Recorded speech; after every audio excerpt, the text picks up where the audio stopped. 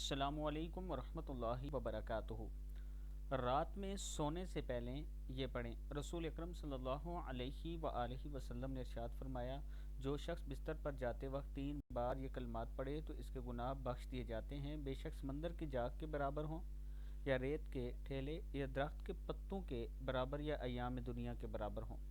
اگر آپ رات کو یہ دعا پڑھتے ہیں تو آپ کے گناہ معاف ہوں گے۔ استغفر اللہ العظیم الذی لا الہ الا هو الحی القیوم۔ استغفر اللہ العظیم الذی لا الہ الا هو الحی القیوم واتوب الیہ۔ میں اللہ تعالیٰ عظمت والے سے بخشش مانگتا ہوں، اس کے سوا کوئی معبود نہیں، وہ زندہ قائم رکھنے والا ہے اور میں اسی کی بارگاہ میں توبہ کرتا ہوں۔